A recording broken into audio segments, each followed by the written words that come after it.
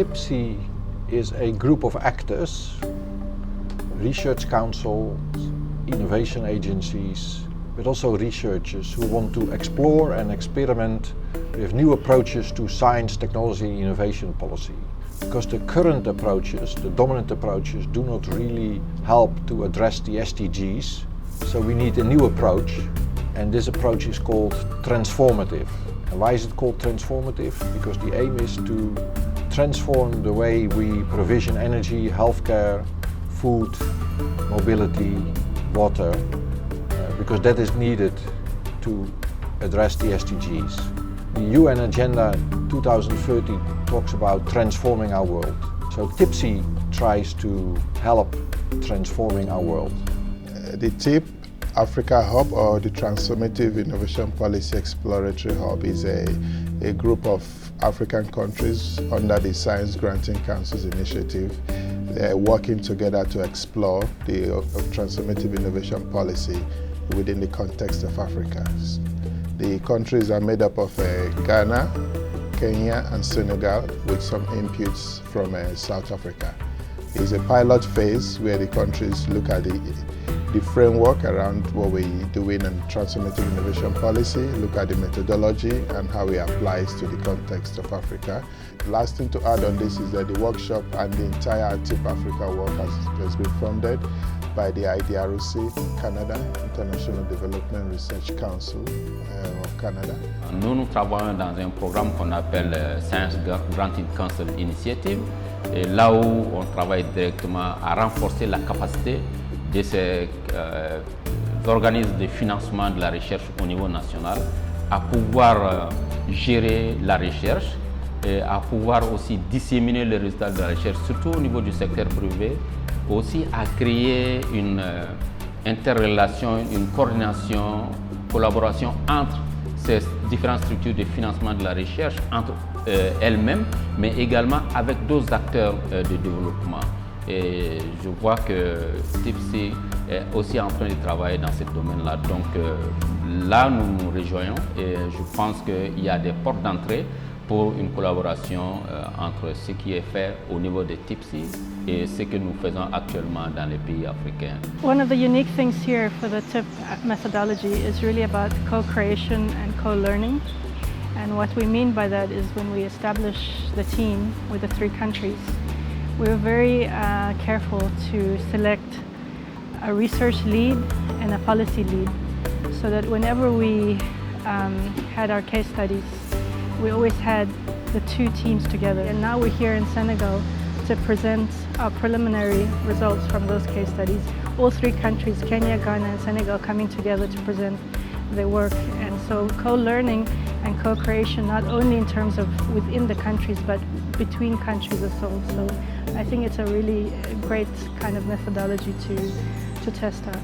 So it's been a very good 2 days intensive work where we've explored a lot of issues, from the e-waste for Ghana to mobile schools for Kenya, but also for, in the case of Senegal, the UVS, the virtual university, which is what they see as a main cases. De l'enseignement supérieur, et le Sénégal commençait à être placé parmi les pays où la qualité de l'enseignement supérieur n'était pas dans un rang préférable, en tout cas adéquat. Et donc, soucieux de cela, l'université virtuelle, étant une université de proximité, facilite l'accès à l'enseignement supérieur. Et par ce canal, il réduit les inégalités d'accès. Les femmes également ont plus accès à l'enseignement supérieur par le canal de cette université. Kenya is looking at a project on nomadic education, as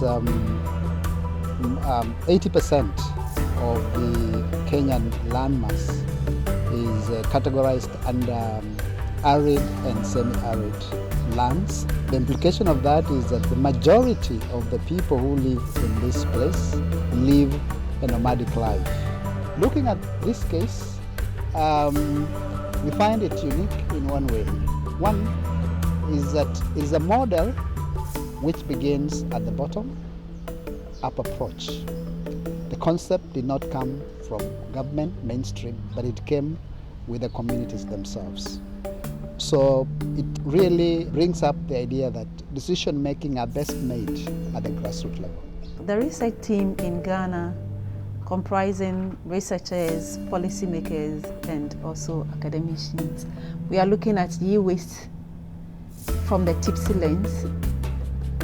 We selected this case study because of the fact that e-waste is becoming a developmental issue which has implications for our environment, health, and also our social settings.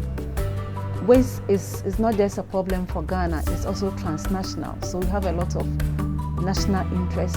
It's more of security interest for us and for our government to make sure that the waste that are being generated, not just in Ghana but elsewhere, majority of it coming from other countries, are not just dumped on our shores, but then people who are responsible for these wastes actually are also tasked to commit to how to recycle and make good use of the waste that we generate. The TIP approach could be relevant to the African context because you could say it's focused on implementation. Because if you look at policy making in Africa, there are a number of nice policies on paper, but they are not implemented. And this is where the TIP approach starts. It starts with implementing new ideas in experiments. And it's an approach where researchers and policymakers and all the other actors co-create the content. So the policymakers participate in the research and the researchers participate in the policymaking, and together results are produced.